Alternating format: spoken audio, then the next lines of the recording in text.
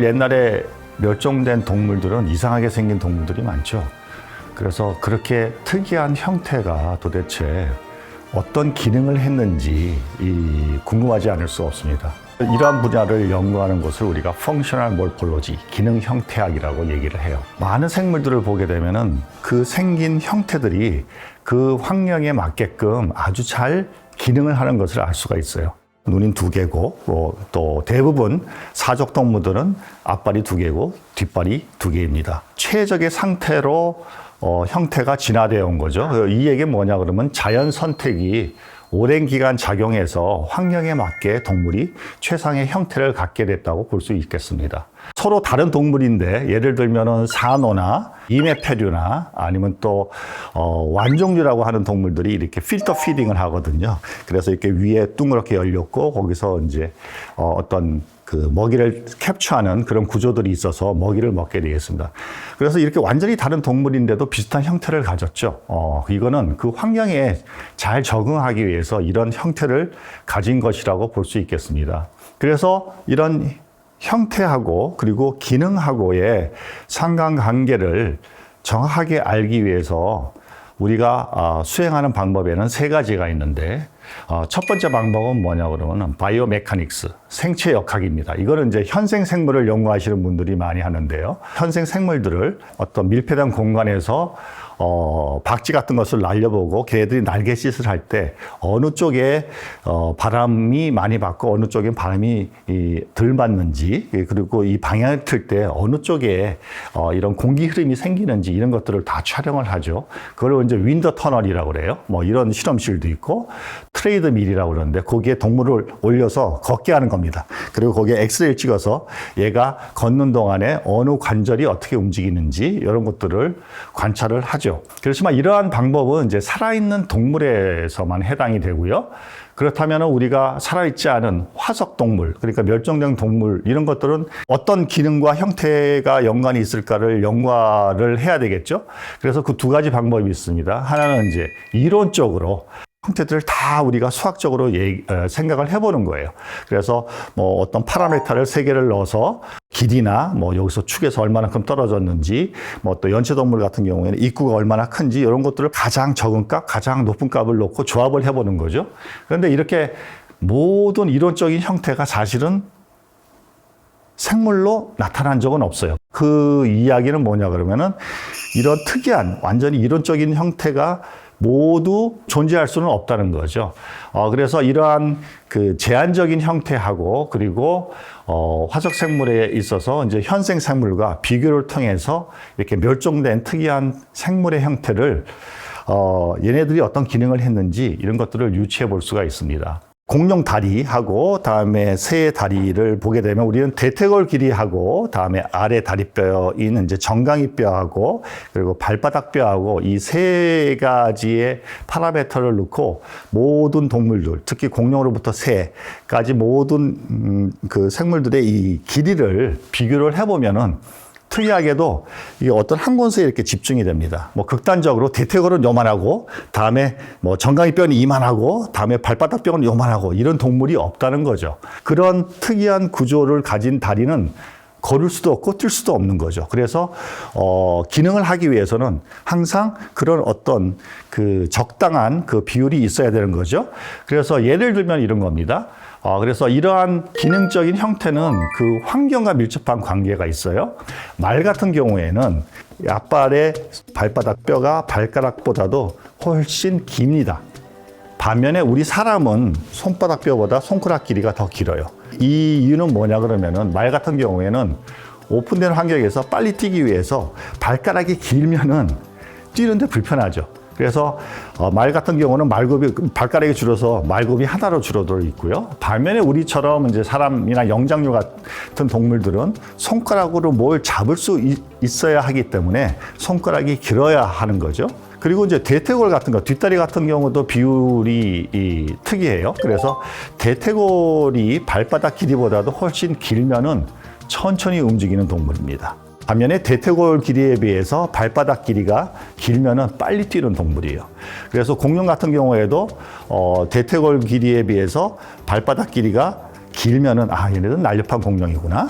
반면에 그 반대되는 경우에서는 얘네들은 천천히 걷는 공룡이구나. 뭐 이런 것들을 우리가 유추할 수 있는 거죠. 이 멸종된 동물들은 우리가 지금 현생 생물에서는 도대체 비교할 수 없는 그런 특이한 형태를 가진 동물들이 많죠. 오늘 몇 가지 예를 들어드리자면은 용광류 공룡이라고 하는 건데, 가장 유명한 용광류가 뭐 브라키오사우루스나 아파토사우루스 같은 거 있죠. 뭐 길이가 한 50m에 뭐 체중이 뭐 한 30톤 나가는 뭐 지구상에서 걸어 다녔던 가장 큰 육상 동물입니다. 그런데 얘들이 왜 이렇게 크고 또 특이하게도 목이 길고 꼬리가 긴 이런 형태를 가졌냐는 거죠. 그거는 아마도 여러 가지 고려해야 될 사항이 있겠지만, 이 용광류가 번성하던 시기는 후기 쥐라기거든요. 후기 쥐라기에는 지금 꽃피는 식물이 아직 진화되지 않은 시기였었어요. 그래서 지구에는 메타세쿼이아 같은 엄청나게 큰 높은 그런 나자식물들이 주를 이루고 있었거든요. 그러니까 이런 높은 곳에 나뭇잎을 먹기 위해서는 공룡들이 덩치가 커져야 되겠죠. 그리고 높은 곳에 나뭇잎을 먹기 위해서는 목도 길어야 됩니다. 그리고 또 파충류는 우리 포유류랑 다르게 계속 성장을 할 수가 있습니다. 공룡은 그 성장판이 닫히질 않아요. 그래서 영양만 좋으면 계속 성장을 해요. 다음에 신진대사랑 이제 관계가 있겠죠. 그런데 이렇게 목이 길고 꼬리가 긴 거를 또 어떤 학자들은 열을 발산하기 위한 구조라고 말을 하는 사람들이 있어요. 표면적을 넓게 하면 어떻게 되죠? 열이 더 발산이 많이 되겠죠. 지금 화두가 되고 있는 게 공룡이 항온동물이냐 아니면은 변온동물이냐, 이런 생각들을 많이 하고 있거든요.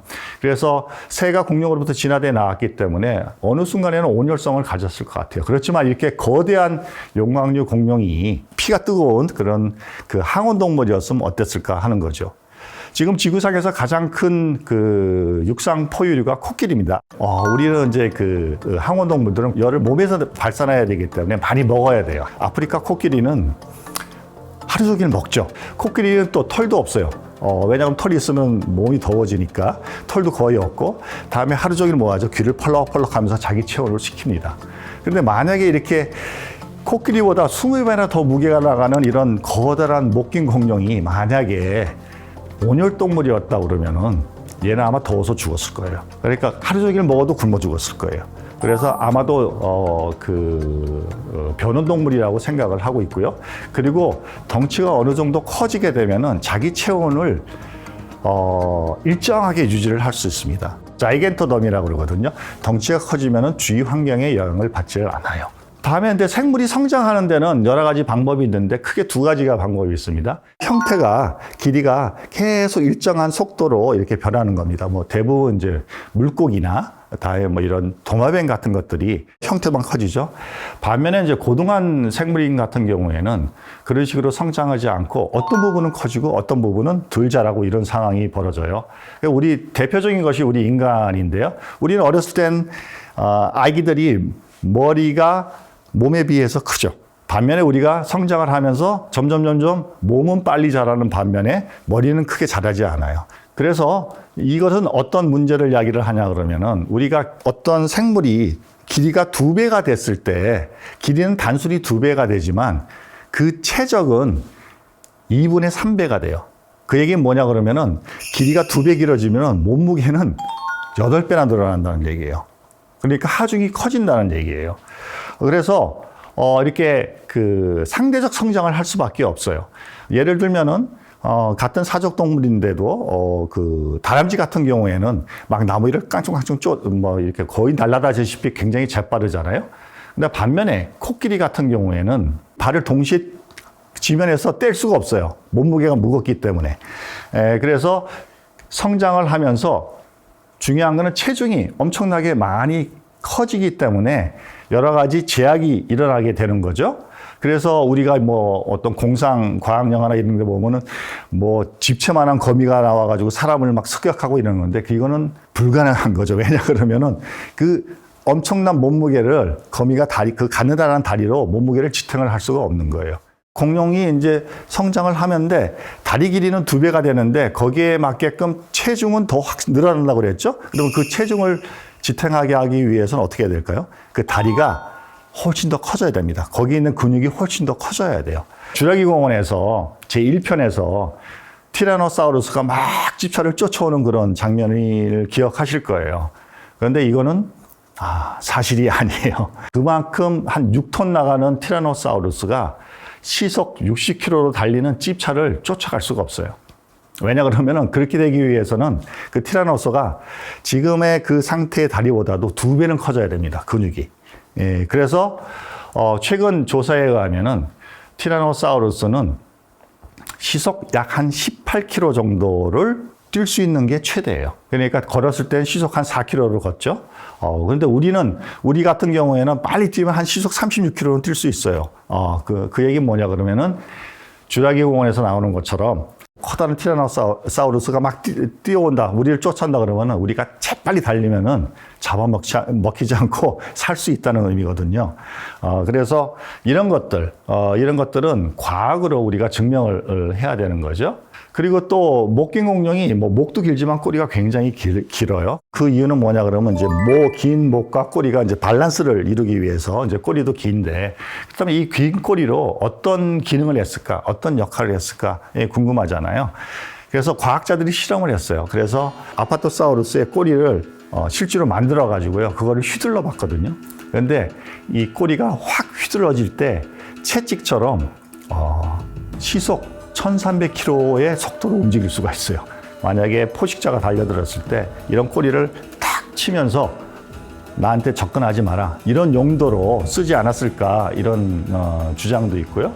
지구상에서 하늘을 날았던 가장 큰 동물이 뭐죠? 네, 익룡입니다. 익룡 중에서도 케찰코아틀루스라고 하는 익룡은 날개 길이가 좌우 길이가 12m나 돼요. 거의 경비행기만 하거든요.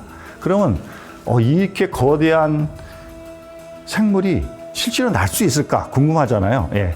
그래서 이거를 실현하기 위해서 그 케찰코아틀루스의 실제 크기로 우리가 모형을 만들어서 비행을 시켜봤어요. 그랬더니 실제로 날 수가 있었더라고요. 그리고 익룡은 특이하게도 그 뼈가 새뼈보다도 더 가냘픕니다.